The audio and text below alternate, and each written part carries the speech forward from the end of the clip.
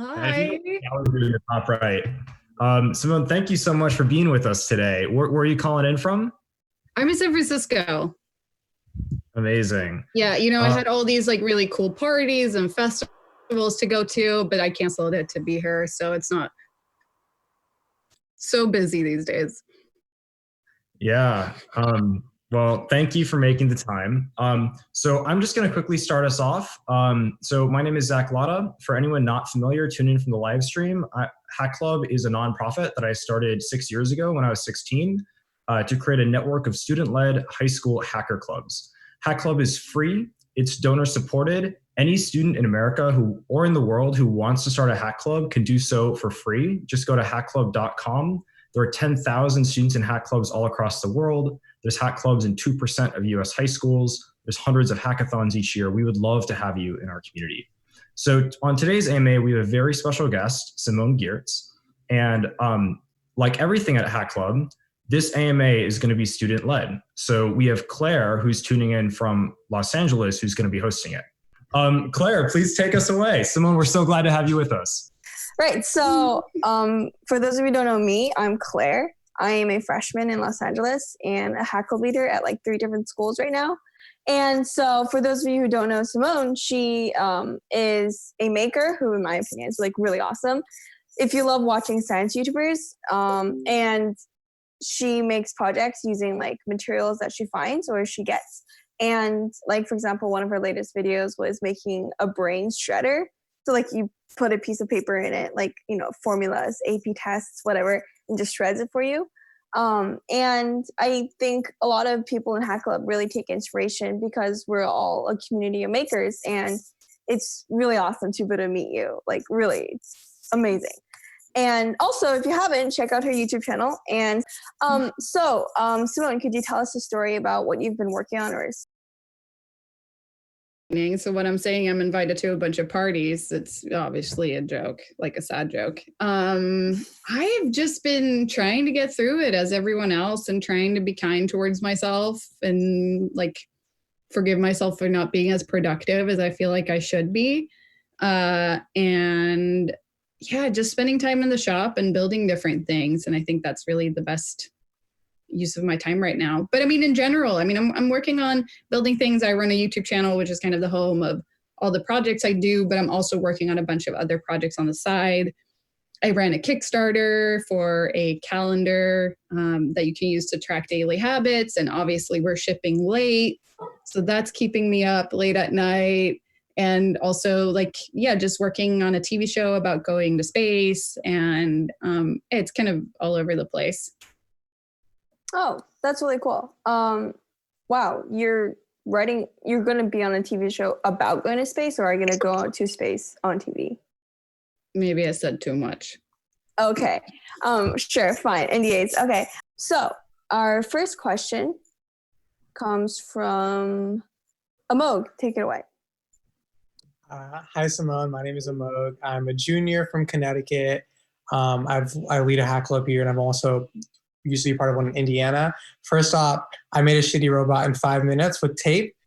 In your busy, fast-paced lifestyle, sometimes the one thing you need is to look fashionable and play ping pong at the same time. So I present the bucket hat ping pong paddle. Oh, wow. Yeah. That's great. Yeah. Hoping to hit market soon. But anyway, while I was doing like research for what to ask a question, I stumbled across this Wired article from December of last year, and it was like why the queen of shitty robots is like renouncing her crown. And it was like, how are you gonna like try and like focus on these like really cool, like much more like shippable and like more like perfectionist crafts that I believe what the article used. So I was just wondering if you could like tell us more about that process and like that transition as you try and focus on both like what you've been known for and like trying out new endeavors. So on the prep call, I don't know if I missed the opportunity for that, but we were asked to talk about something or just like a story from high school. And when I was in high school, I'm going to answer your question, but it's a long one.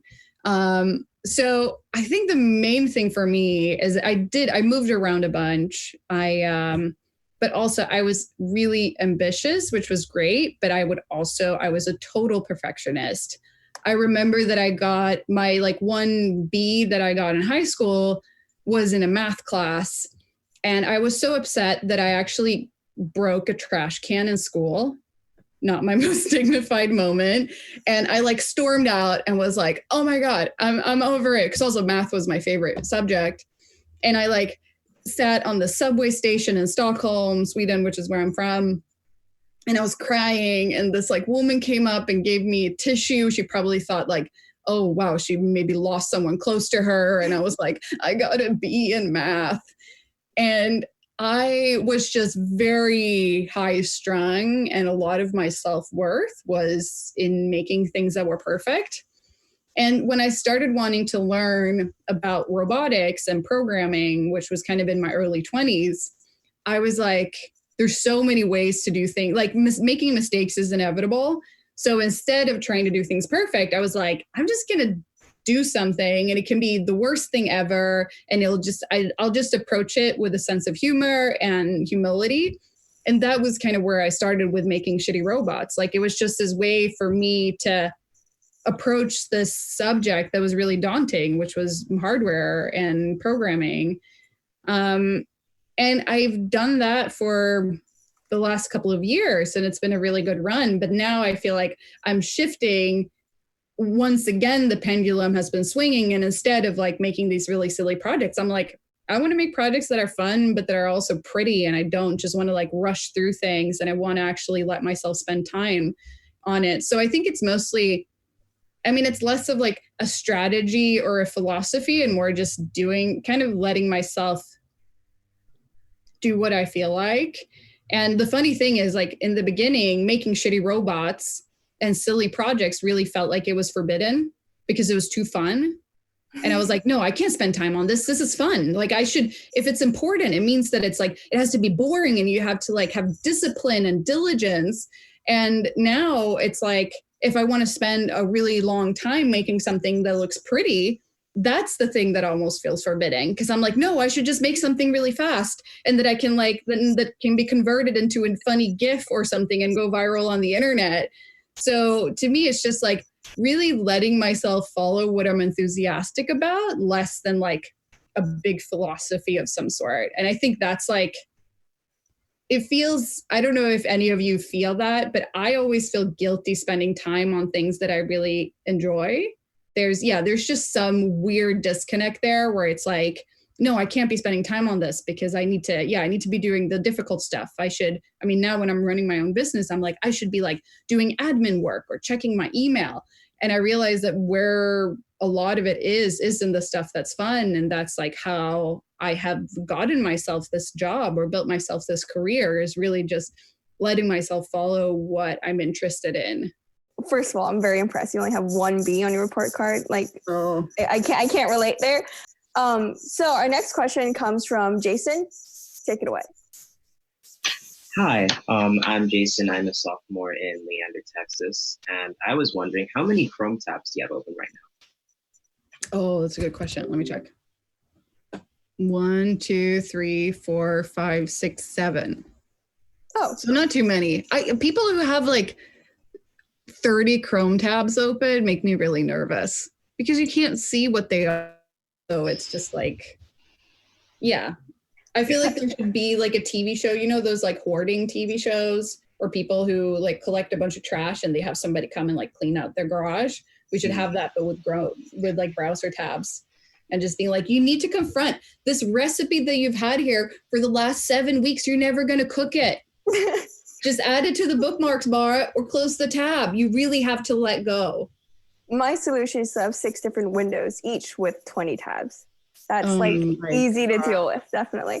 But do you have like a sorting? No, Chrome lets you have groups. Like you could group your tabs and you could color them and name them. So it's like super easy to see. Like there's rainbow colors and there's like the green theme. I'm like, okay, I know green is homework. Rainbow is like, I don't know, chocolate. But yeah, so you could try that out. Actually, you should check it out. It's really nice. Or just purge and close the tabs. No. I know, exactly. I know. Like it's hard to close the tabs. Our next question comes from Ava. So feel free to ask. Hi, I'm Ava. I'm 17. I tried to wave, but my green screen background is not letting me. There we go. I I actually found out I'll be the next leader of my hack club yesterday. So I'll be the next leader of my hack club in August, but I found out yesterday. So I was gonna say I'm a student for now, but it's a lot. Anyways, my question is, I feel like everyone has something that they spent maybe less than $50 on that has completely changed their quality of life, even if it's not like a huge thing.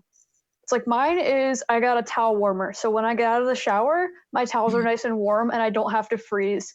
And my quality of life has just improved astronomically. Do you have something like that that you've bought that you think everyone should have, but it wasn't like super expensive? Oh, first of all, congratulations. That's rad. Thank you. I got something that costs. I need to think about this. I mean, I want to say, but it was more than $50. I think like one of the most significant purchases I've ever made was an Arduino starter kit. Because that was kind of like what Kickstarted, but I think it's like $100. Unfortunately, they're pretty expensive. I like. Oh my God, I'm feeling so on the spot now. You might think of it like an hour from now. Yeah, I'm gonna have to sit on that for a little bit. Yeah, because I don't know. I mean, I feel like there's so many different things that add a lot of value, but I haven't had that like, oh my God, I can't live without this product thing. I think mostly, honestly, one of the things that only bothers me if it's not good is like not having good light. And it's one of the things that I don't like about my workshop now. It's just spaces that have those really, really cool light bulbs. So everything looks like a hospital. And I think I actually did that for my friend because I was staying at his house and he had this like super cool, like cold light bulbs. I don't remember the Kelvin, but I just went to a hardware store and I'm like, I'm going to forcefully swap out your light bulbs because these are terrible. And they're also like really throwing off your body clock or like your sleep cycle because they're just like daytime lights. And I invested, that was probably like $50 in getting him just better, warmer light bulbs. But that wasn't for me. That was for somebody else. And I just unsolicited house elfed him. Yeah. So I guess like surrounding stuff maybe would be that kind of thing for just you? having good light. And also like really having good work light. That's one of the things I want now. I'm spending quarantine doing jigsaw puzzles and listening to audiobooks, which perfectly disposes or like perfectly entertains all parts of my brain. And I just need to get a better light for the desk that I'm doing jigsaw puzzles on. Like that's like one of the things, and you don't really notice it until you change it. Yeah. Thank you for answering. Sorry, I wish I had a more fun answer. No, you're good. Like it usually takes people a couple days, and then they'll text me like, "I remembered what my item is." Yeah. Well, I'll let you know if I think of something better down the line. Yeah, that sounds pretty hard. Hopefully, maybe by the end of this call, you'll think of something. But no pressure, of course not. So our next question comes from JP. So, hi, my name is JP. I'm 14 Hack Club in Lafayette, Colorado, and I actually have my own shitty robot to show off. Okay, so this is the yogurt magic. Have you ever been stirring yogurt? And you see how like it's kind of like all floating on the top. It's kind of gross. Uh-huh. Well, this will stir the yogurt for you. Oh my gosh. Oh my God, no. That ruined my carpet. I can't tell if it's... Do you have carpeted floors? I'm stepping on yogurt now, but that's my robot. And my question for you was, I wonder what your first robot was, or your first experience with technology. First of all, I don't know, is it rude to do it? But I rate your robot -5 out of 10 stars, which is a really good rate. Yeah. So this is a solid score, actually. So the way I kind of got into hacking, I started studying at an advertising school, and it was just like this, like it was super fun, but very laid back.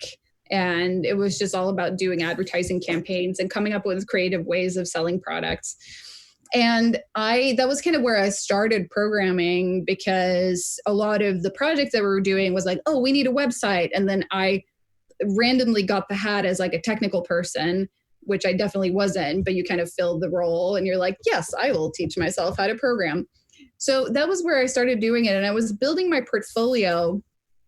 And I remember the project that got me into hardware was that I wanted to apply for internship. I wanted to have this website that you could basically interact with the physical world, but through your browser. So it would be a webcam live stream of this box that had a bunch of bricks. And if you push different buttons on the website, the bricks would move around and have different information on it. Anyway, but that was kind of what like led me into the rabbit hole of building hardware. And I remember like just the first approach that I was thinking was I was like, okay, what if you could have it run off of a computer and you could have it control the power to the USB outlets on the computer? And then I started looking into getting these like pencil sharpeners that were run through the USB or just had like run through a USB. And I was like, then you can turn on and off the power to the pencil sharpener and that will turn the bricks. Like I was just so far down the wrong path. But I think that was kind of what led me into building hardware, just trying to figure that out. And I think the best thing about that was that I had people who were more technically adept than I, and that could kind of be like, you're about to go down a really bad path. Like it's not going to bring you anywhere really. So I think that was my first attempt at hardware project. I never actually built that, but I mean, I think back of it and I just laugh at how off I was. Did you ever like? Wow! Thank you so much. Were you in a robotics team or? To do. We didn't have a robotics team. Oh, okay. I mean, my high school career was a little bit weird because I started out at a high school in Stockholm. And then after a year, I moved to China as an exchange student for a year. And then after that, I went to a boarding school in Kenya for 6 months. And then I finished off on another high school. So I was kind of all over the place. But also I think robotics teams, it's not as pronounced of a thing in Sweden as it seems to be in the US. Yeah, I feel like half of us here are in robotics teams. Yeah, I wish. Our next question comes from Shrey. Hi, Simone. I'm Shrey, and I'm 17, and I lead a hack club in Seattle, Washington. And I had a question about Truckla. So that was a really cool project, how you converted a whole Model 3 into like this pickup truck. And I was wondering if autopilot still works on it. So for those of you who don't know or haven't seen the video, my team and I took a Tesla Model 3 and we converted it into a pickup truck and called it Truckla because it's a Tesla truck. And it didn't. So I bought the car for it and I got the cheapest possible version because I was like, if I mess this up, like I would rather mess up a $40,000 car than a $70,000 car. So I didn't actually get autopilot, but I do think that it would work. There's no place, we haven't moved around any of the places where the sensors would go. So it should still be fine. And it still has the same length and everything. And I have been thinking about upgrading it, but it's so expensive. It was like $7,000 or something ridiculous. And I'm like, I'll drive for myself. Yeah. But I have definitely, the one thing I would love about having autopilot is because it has like what's it called? Like a mode where it can drive itself. To you. So if you're like outside of the hardware store, you can like call the car to you and it comes and drives slowly to you. Because I wish that I could just stand on the truck bed of Truckla holding the lumber rack and have it like cruise without me. I think that would be a really good shot. That would be epic. That's pretty cool. I once built a robot using stolen Radio Shack parts. Well, I didn't steal them. I bought them. And then I printed out WALL-E, like in paper, and I stuck them onto the robot. And I'm like, there we go. That's my robot. It's a masterpiece. I'm better than Disney. Great. So, I bet mean, they'd hire you. they would, but I was too young, and working laws. So our next question comes from Shayna. No, please don't call the cops. Our next question comes from Shayna. So take it away. Hi, Simone. Yeah. So I love your general attitude and spirit towards just getting out there and making things. Like, I'm a bedroom maker. Like, I make stuff on my kitchen table. My mom's kind of upset. Like, one of the projects I've been working on recently for a final project for class. Oh wait, my introduction. Sorry, I'm a freshman at MIT. Kind of tangentially related. Yeah, but I have a younger sister who's sort of beginning to get into making things and everything. And my parents are along the side of look, here's a STEM toy that's being marketed and packaged in a certain way. There's a lot of Kickstarters and kits that are geared towards younger kids and the that are in the realm of STEM toys. So I was wondering if you had any thoughts about bridging the gap between these prepackaged STEM toys and using real hardware, actually ordering different motor components, using Arduino starter kits and the like. I think that's a really good question. It's kind of hard to graduate from a process with somebody else has planned out all the steps for you and there's instructions to it's a very it's definitely the deep end of the pool when you're having to figure things out yourself, and it's really hard. I mean, you all know it's really, really difficult and it's daunting. So I think honestly the best thing is just having a mentor or somebody that you can kind of talk to and be not to help solve your problems, but to be I'm thinking about it this way. This is the way I'm approaching this problem, and just having somebody point you in the right direction. You still have to go in that direction yourself, but just making sure that you don't go down a rabbit hole, because that can be so discouraging. So, I mean, if you're helping support your sister in this, if she has oh my God, I want to build this, then just ask her okay, how are you thinking about approaching it? And then just give her some pointers. And I think that's kind of a good bridge, because it's you're in it by yourself and you get to approach the problem by yourself, but you can also have somebody make sure that you're not going off on the completely wrong track, because that can be, I mean, it's discouraging when you realize that you've taken on something that's way too complicated, and then you're just oh, I'm not good at this. And that's the most discouraging feeling. So I don't know. I think, just going in the deep end of the pool, but also having somebody hold your hand so you don't drown.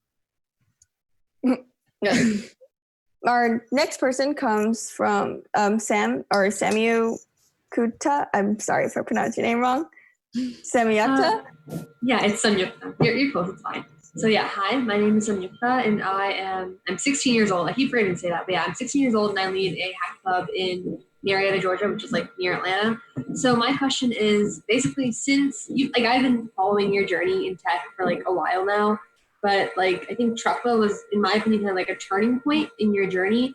So apart from the fact that you kind of just blew up on the internet, how do you think Truckla affected your standpoint, your attitude towards your YouTube channel, or general making as a career, and how did it affect how you view your work and your impact on your community and society as a whole?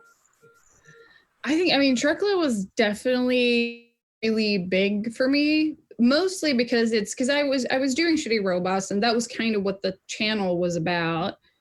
And then I was I can't just go off on a tangent and do a car project, because you are very much thinking oh, this is what, it's a weird thing with YouTube audiences, but sometimes it feels you have to approach them like a scared jungle animal, and you have to slowly get them accustomed to new things. Yeah. But Truckla was definitely one of those things where I was I have no idea how this is going to fly. A lot of people are just here for robotics or for comedy, and this is a car project. It's such a different world, and that people received it so well definitely felt oh wow, I can do pretty much anything. And I just have the most forgiving audience. I genuinely feel they're just excited to see me excited. And it's the best setup I could ever have. I mean, what a career trajectory that I see for a lot of YouTubers is that they have a channel that's very strictly about one topic. And then as they grow uninterested in that topic or maybe lose some of their oomph, then it's just like, it just kind of dies. But I feel like for me, Truckla was like, it just felt like, oh, there can be so much longevity in this because I can kind of take people along to what I'm interested in. And I think some people are going to drop off and that's fine. And some people are going to come on board and that's great. But yeah, just seeing that people were along for the ride and also for myself to prove, I mean, as much as I really love Shitty Robots, being able to put out a very complex project. And yeah, for me, it was just like a good feeling of being able like, oh, I can actually do this. I can do more complicated things and pull off more tricky projects. And I mean, it was definitely a team effort. But yeah, it made me think differently about making content because I was like, oh, I can do pretty much anything. I don't have to like stay to the specific subject. Yeah. Yeah, Khan Academy, you can do anything. That was really inspirational. So our next question goes back to Kai. So hopefully your mic works now. Okay, my mic works now, right? Yeah, awesome. Okay. My name is Kai, and I am a 15-year-old in high school. I'm hopefully going to start a hack club next semester. And my question is, if you're on a stranded island, what would you bring with you? If I was on a stranded island, another person? Can I bring another person as luggage? I would bring Adam Savage because he can build his way out of pretty much anything. Yeah. But that person can't bring anything with himself. Okay. I would bring Adam Savage's tool inventory. Okay, no, I'm sorry. I'm butchering the question. I think probably an axe. Honestly, it's not the most interesting answer, but I feel like an axe, it's very versatile, and a lot of being on a deserted island is probably going to have to be wielding wood, and the way to wield wood is through an axe. I mean, I think the whole premise of the book Hatchet was the guy only had a hatchet and like a windbreaker, like a jacket. I haven't read that. Yeah. Oh, you should. It's about, if you ever were on a deserted island, that would be. Oh, I would bring like a gallon of sunscreen. I get the worst, depending on the island, but if it's a tropical island, I would get the worst sunburn because I'm, very pale. Yeah. So our next question comes from Joy Shi. So whenever you're ready. Hi, I'm Joy, and I'm 18, and I live in Rockville, Maryland. And my question was about, so you've lived in a bunch of different places throughout your life. So out of all these places, which is your favorite? And if you could live anywhere, where would it be?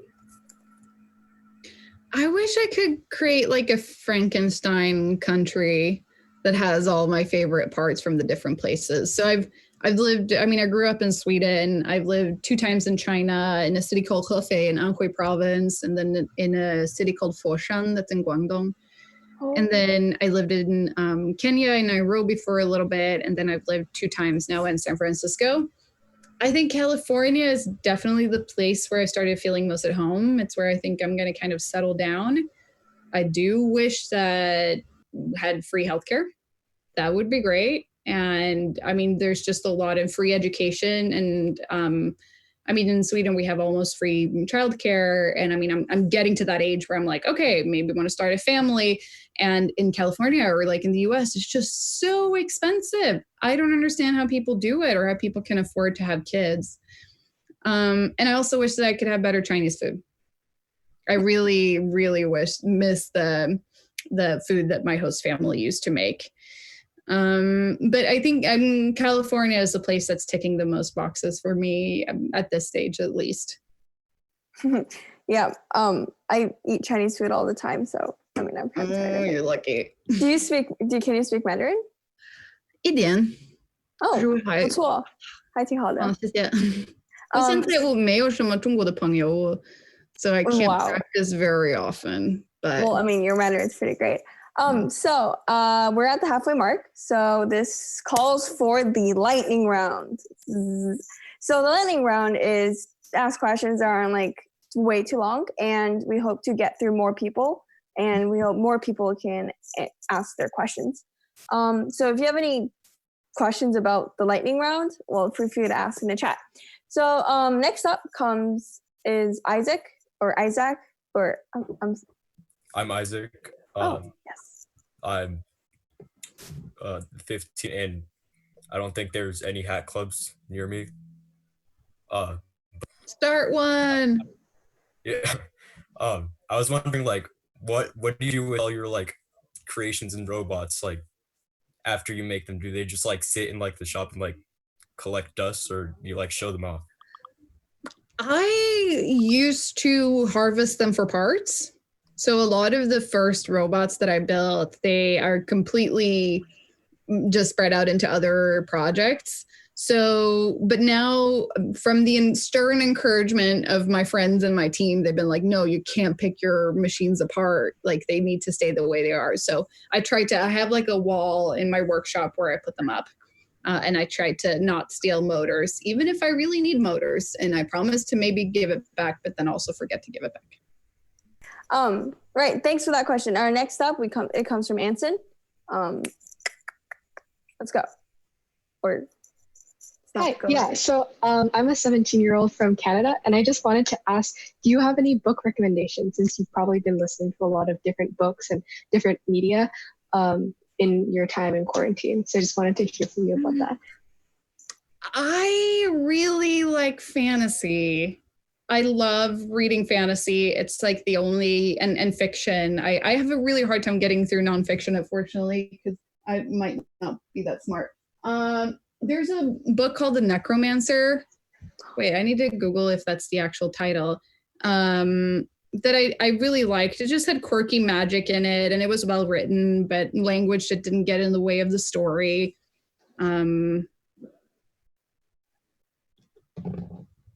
I think maybe it wasn't called that. I'll see. It was somebody summoning dead people, at least. Wait, I'll see if I have it here. Oh, well, I guess she disappeared. I'm still here. I'm just checking my shelf. Can anyone? It seems someone already found the Amazon link. Wow. Necromancer? You can ask the next question. Okay. Thank you for asking. Yeah, the next question comes from Prodian or Prodi. Yeah, hi. I'm Prodian. I'm a junior near San Ramon, California, and I lead a hack club there. So my shitty robot is this thing that looks like a time bomb. It's supposed to be a Spotify player because my sister needed one, but then I'm a dipshit and I realized that ARM doesn't have a Spotify client. So now it's just a piece of junk. But anyway, my question for you was, have you ever had any robot ideas that you didn't think the internet was ready for? I mean, there's a lot of them that because I just don't get to it. I mean, my latest one was actually a project that I've had I've had the idea with my friend like 5 years ago before I started my channel and everything. And it was a proud parent machine. So it's like a parent that just pats you on the shoulder and says, proud of you. But yeah, I mean, there's definitely, I have so many projects I don't do. But I can't think of one where I'm like, oh, the internet couldn't handle this. It's mostly that I'm like, meh, it's not that funny. Are there any examples of projects that you didn't end up posting? Not projects that I started building and didn't post. Oh, okay. I mean, but mostly it's like if I start building it, then I kind of go through with it. I did a packaging opening robot, and it was basically just a pair of scissors that were actuated by a servo motor on a spring, and they would just like crazy like cut around, but it was never really strong enough to do any damage. And I had like the strongest, it just didn't have the mechanics on its side. So I abandoned that one, but that's the only one that comes to mind. I also wanted to do a selfie fanny pack. So it was, I mean, this is pretty crude, but it would be like a selfie stick that you had wore as a fanny pack, and it would kind of pop up and take a photo of you, and it would obviously really look like a penis. And I started thinking it was really funny, and then I built a prototype, and I was like, nah, I'm not ready for this being like Reddit Photoshop battle. Yeah. I'd like to see memes of that. Yeah. I don't know if anyone wants that idea. You take it, run with it. But yeah, I mean, a lot of it is just thinking of like the consequences of building something, and I'm like, nah, people are not going to be good about this. No, that's an entrepreneurable idea. Like you could market it and get funding and everything. That's going on Shark Tank. That's going on Shark Tank. No, that's going to go on Shark Tank. It's probably cooler than some of the projects on Shark Tank. So our next question comes from Matthew Kwong. Or Matt for short. I don't know. Whatever. Your turn. Hi, Simone. My name is Matthew. I'm a Hack Club alumni. And I was wondering, what's one piece of advice that you wish you had while growing up or getting started? Growing up on getting started, I think the main thing is like, it doesn't have to be a perfect idea. I was very much waiting for something that would be like, oh, this is something that could be huge or a really big thing or whatever.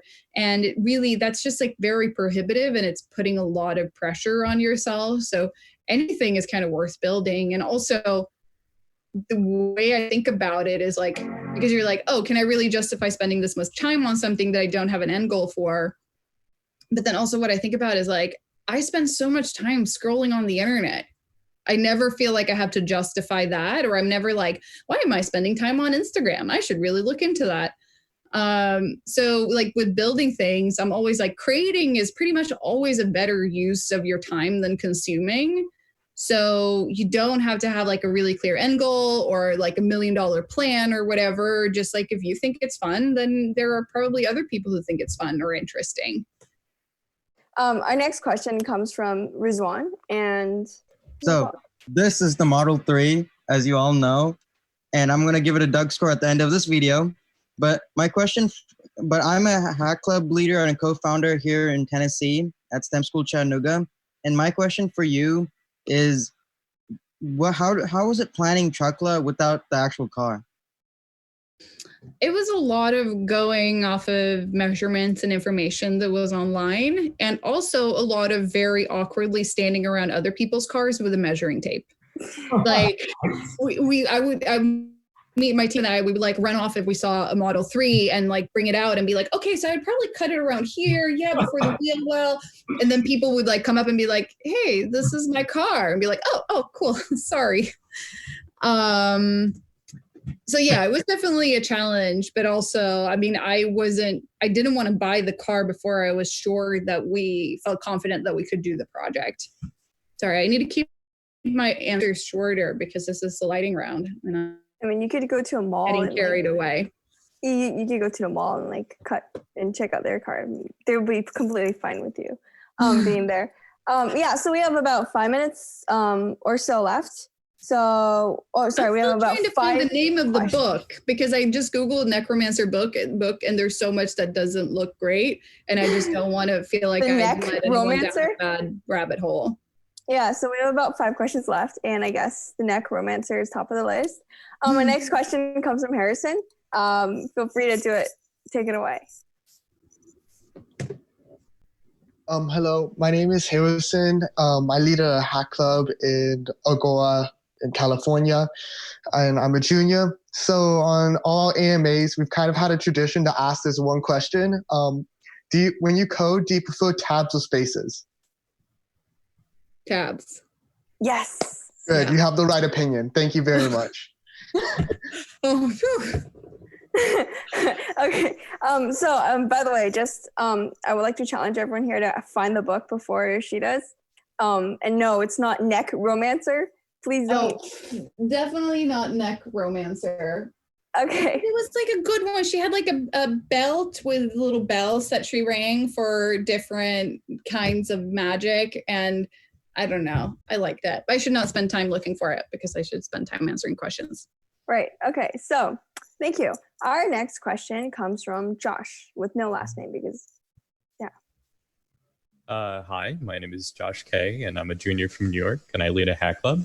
I wanted to show my robot that I haven't activated yet because I said 3 times already. Stop saying Great. What are some new things that you could recommend to people wanting to put their content out there, or just people that aren't seeing progress when they are putting their content out there? I mean, it's discouraging if things are not going well. I think the main thing is just like make sure that it's something you like and that you're proud of, especially because if you have something that goes viral, it's going to be like a tattoo on your internet. And you won't be able to wash it off. The first project that I had go viral was the toothbrush helmet. It was just a helmet, it had a robot arm on it, and it brushed my teeth. And I just remember that it came to a point where I was like, if I wanted to get this off of the internet, there is no way that I could. Like, this will always follow me. And it's really, that's the main thing. I'm just really grateful that it's something that I feel like I can stand for even years later, and not, something really silly or something that I would feel like, about. So I think that's the main thing. Like, just make things that you like, make sure it's stuff you're proud of and that you think is going to be, that you will still be proud of in a couple of years. Because honestly, it's pretty scary to go viral. It's like so out of your control, and it's just like a storm coming at you. And I can't imagine going viral with something that I didn't feel good about or wasn't proud about. I mean, that kind of describes the coronavirus too, going viral, just in my opinion. Right. So our next question comes from Isabel. And also, by the way, I'm 100% sure by the end of this video, we will find a name of the book.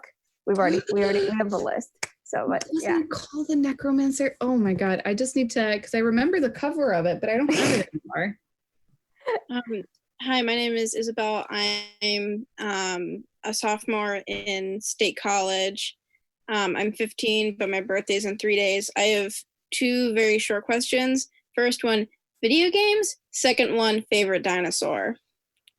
Video games. I've been playing Zelda Breath of the Wild a lot, and I really enjoyed it. I defeated Calamity Ganon now, and I kind of lost oomph, or I don't know. I don't see the point anymore roaming around. But that was really fun. And dinosaur, Velociraptor. Only thing that pops up. Birds. Chicken. Just chicken. My favorite dinosaur. Just so cool, so regular. Yeah. I mean, here at Hack Club. Gabriel by Garth Nix. Oh, I think so. Yeah? Yeah. So that Lyral, like the Old Kingdom series by Garth Nix. That's my book recommendation. I'm sorry. She was a necromancer, but it wasn't the name of the, Did somebody just get 1,000 points for guessing it right? Yeah, so I'm like, someone did. I don't exactly know who, but I think it was me, but I don't want to like take all the credit in case someone. Oh my God, you get all the credit. Thanks for reading my mind. I googled necromancer book bells and that came up. So. Yeah. I googled the same thing and I was like, oh, that got it. Yeah. Oh, nice. Here at Hack Club, Orpheus is the best dinosaur, and so they're better. Sorry. Yeah, they're better than birds. It's fine. So our next question comes from Gabriel, and take it away. Hi, I am Gabriel. I am a student in Toronto, Canada, and I've recently joined Hack Club because of the coronavirus Slack. And my question is, do you ever reach a point when you don't have the motivation to continue one of your projects? Yeah, absolutely. I have been, now especially it's hard to find motivation. I have been, so one of the things that I've done in quarantine is that I've gotten a puppy. She's currently out with my with my friend, which is the first time she's away from me. I've had her for 3 weeks. because I wanted to not have something or like her bark in the background. And I've been making a video about her, and I've shot it 4 times, and I'm considering reshooting it because I'm just like, oh, it's just not good enough. So definitely feel unmotivated. And I mean, a lot of it is just like, I usually don't feel unmotivated to finish the build, but finishing a video can be a slow process.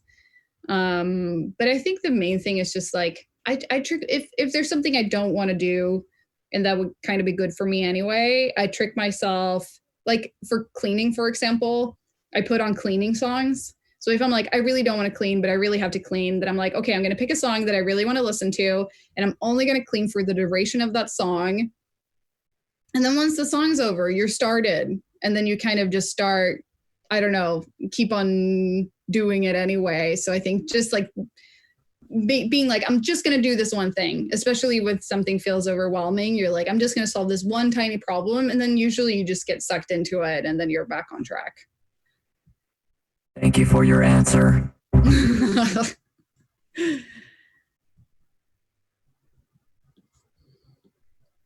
You could just play like Bohemian Rhapsody and then it's 10 minutes long and you'll never be done with it. I mean, that's what I do sometimes. Right. So our next question comes from Sherelle. Oh, by the way, we have about 10 minutes left, just to let you guys know. Awesome. Okay. Hi. My name is Sherelle. I am from Winnipeg, Manitoba in Canada. And I'm 16 and I run a hack club here. My question is, what is a movie or TV show that has changed your life? Oh, growing up, I absolutely loved the Lord of the Rings series. I think it's probably the movies that I watched the most. Yeah, and I mean, honestly, I watched a lot of Mythbusters when I was a kid, and that was one of the things like that really, I don't know. I remember finding this old like a Facebook status update from years and years ago, and it was like, if I had one wish in my life, it would be that I would get to be a Mythbuster. So I think yeah, honestly, it's one of the ones that had the most influence on me, just exploring and doing silly stuff. Yeah. Awesome. Thank you. Yeah, Mythbusters is pretty awesome. I'm so sad that they're not. So our next question comes from Harshit. Hi, Simone. My name is Harshit. I'm 16, hack club leader in a town near Boston. And my question for you is, as a woman in STEM, what's your solution to bringing more diversity to STEM around the world? I think it's funny because I get asked that a lot, and people think that as a woman, you will have all the answers. My audience is 80% male. I still haven't figured it out. And I think the main thing, like one of the things that's like a pet peeve for me, not you asking this question, but often if you're at a HIT conference or something and there's women up on stage, like they just get asked about what it's like being a woman. And you're like, I don't know anything else. So I don't really know. And I'm always like, let them talk about the work they do. But I was interested in STEM, I was interested in STEM, but I wasn't interested in technology when I was a teenager. Like you guys are way ahead of me. It wasn't until like my mid-20s that I started getting really interested in technology. And I think it was just because I wasn't excited about the tools themselves. Like it wasn't that I was like, oh my God, I'm going to be a hacker and it's going to be so cool and I'm going to learn how to code. The only way I got interested was when I realized what I could do if I learned those things. Like I had all these ideas of things I wanted to do. And I was like, oh, if I learn all these things, then I will be able to do that. So I think that was just for me, the way I got into it, because I was never like programming is cool. Not that I didn't think it was cool, but I just felt like, oh, it's not for me. And yeah, it wasn't until I kind of got sucked into it because I had a lot of ideas of things I wanted to do. And I was always looking for other people who could do it for me. And then I realized like, hey, dumbass, just teach yourself how to do it instead. Did you follow like YouTube tutorial or online tutorials, or did you just like figure it out? I mostly just sought out people who could teach me. And I like interned my ass off. I was just like, oh, I'll just work for you for free and I can just be there, like just give me things to do. That was how I started learning it in the beginning. And then as soon as I knew the basics, then I started being able to problem solve myself. But I mean, in the beginning, it's just so overwhelming. And I hung out a lot at like, when I started doing hardware, I hung out a lot on like SparkFun and Adafruit and read their tutorials. So I guess a solution is just to intern at as many companies as possible. And that companies are just people who, I mean, I have all these emails that I sent. As soon as there was somebody doing something that I thought was cool, I would send just an email to them and be like, hey, I think what you're doing is so awesome. If I can ever do something for you or help out, and I built all these like custom websites to people to like swoon them. I don't know. Yeah, but I think just seeking out people who do what you want to do, and everyone is susceptible to praise. Okay. Well, you're super awesome. Please let me work for you. Right. So about 3 more questions left. Our next question comes from Lachlan. Take it away. Hey, Simone. I'm Lachlan Campbell. I'm a former club leader from Central Pennsylvania. You've mentioned your team a few times. I'm wondering, as an independent creator, how did you approach growing beyond like what you could do alone, while maintaining creative direction and your own independence, pursuing your own ideas?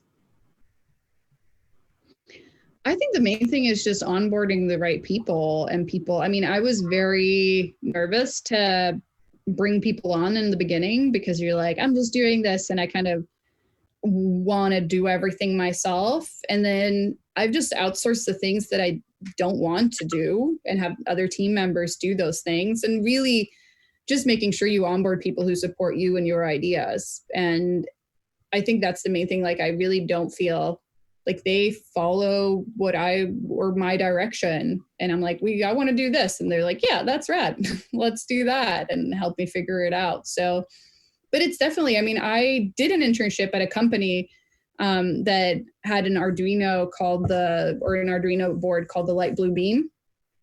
And I remember that I had a bunch of ideas. My job was just to build fun projects with it. And I had a bunch of ideas, and I wanted to do a popcorn catapult. And one of the engineers was like, but why? And I was like, because it's fun. He's like, but I don't see the point. And I completely abandoned the idea because I just felt like, oh yeah, maybe it was stupid. And I mean, I still get really nervous around people who have that like just question you. Like, of course you should always question and be like, is this really what we should be doing? But there's just a different level of being like, meh, really? Do you think that's funny? So it's a non-answer. I'm sorry, but it's all just like finding the right people, and people like you. One of the good things about being self-employed and running your own business is that I can avoid working with people who don't make me feel good. You know, it's really hard when you're in a workplace, and some people willingly or unwillingly will just make you feel bad or insecure or push you down. And I realized like, oh, I can very much avoid that and just be with people where we like, and build teams where we support each other instead of pushing each other down. Yeah. Oh, that's great. Wow. I mean, I guess I could always apply to intern, or we could always apply to intern on your team. Yeah. So our next question comes from Neil. Neil, where are you? Hi. Neil. Hi. I'm a high schooler, hack club leader at DVHS, and my question for you is light or dark mode? Light mode.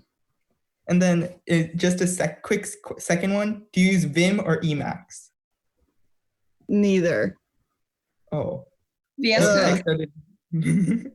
I'm sorry. Did I get caught with a knowledge gap now? No, what do you use? What text editor do you use, basically? Oh, I mean, I've mostly just been doing Arduino code. So I used the Arduino IDE, but I was using when I was building websites. I mean, I haven't built like a website or done anything else in a long time, but I was using, it was like an orange, the interface was brown and there was an orange logo. Oh, Sublime. Sublime. It's gotta be Sublime. Oh, Sublime. Yeah. Sublime's awesome. Sublime. Yeah, exactly. The free one. I didn't program enough to pay for something. Yeah. Ping is overrated. Nice. So our next question comes from a goose named Sam Potter. Take it away. Sam. Hello. My name's Sam. I'm a hack club leader here in Singapore. And I think I'll start by showing off this kind of half robot-y thing. It's quite dumb. Dumb robot.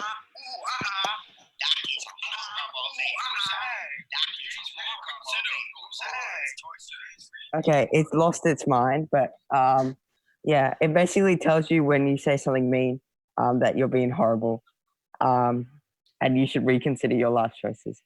Anyway, my question is, is there one, looking back on all the robots you've made, what's one robot that you would like to improve on, maybe go back and improve? Yeah. I would like to improve the popcorn helmet. I did this kind of like a beer helmet, but with 2 popcorn containers, and then there's 2 plastic hands, and they kind of feed you. That was one of the really early projects, and I would just love to go over the mechanics of it because I feel like I've learned a lot since I did that. So yeah, the popcorn helmet. Yeah. Awesome. Yeah. So before we move on to Zach, I actually have a question of my own. What do you think of everyone's automatic assumption that robots are humanoid? It's like most of your robots are not humanoid. And so like, what do you think about that? I think it's humanoid robots make me feel weird. Yeah, it's like I would rather have a robot be upfront about what it is than try to mimic something else. And also it feels like it's really cool, and I feel like we learn a lot about humans and human anatomy and trying to figure out how to get mechanics to move like humans, but you're also like, we could do anything. Why stick with the thing we already know when like the world is your robotic oyster? Cool. Yeah. All right. So now, since it's past the hour mark, let's move to Zach. And I think he has something cool. God, Simone, I just have to say, I think we are just so all unbelievably inspired from this time with you. Really, thank you so much for giving your time in this way. I think it means the world to all of us. It's just amazing. I want to wrap us with one last question. And I've been thinking a lot about Hack Club this week, particularly like what makes Hack Club successful when it is. I mean, it obviously isn't for everybody, but in a few moments, I think it's something really special for folks. And I think one part of that is it helps people find good friends. And for me, I know that in the process of starting Hack Club, I was incredibly lonely. I moved out when I was 16. I became financially independent, and I felt like I had to move hundreds of miles away from home to find friends. And even then, like even today, I'm still looking for that. So my question for you is, how have you thought about finding good friends that push you in the ways that you want to be pushed? And what's your experience like today? I think it's honestly, I mean, I'm 29. I haven't found my ride or die group of friends until the last like 3 years. It's like now that I have like, okay, I think I found like the friends. I really found like, I'm not tearing up. I just caught something in my throat. I haven't found my friends until, no, but it's not until now. And I think we found each other because we were doing similar things. And I think it's really like, yeah, just find people who are doing things you think are cool. And I mean, but also it can take a long time. I moved around so much when I was a teenager, and I've barely kept any friends through high school. And I was always feeling sad that I didn't have like that friend group that I'd known since I was a kid. But it takes time, especially for the quirky ones. And I felt like for me, it took until like mid-20s until I finally found my people.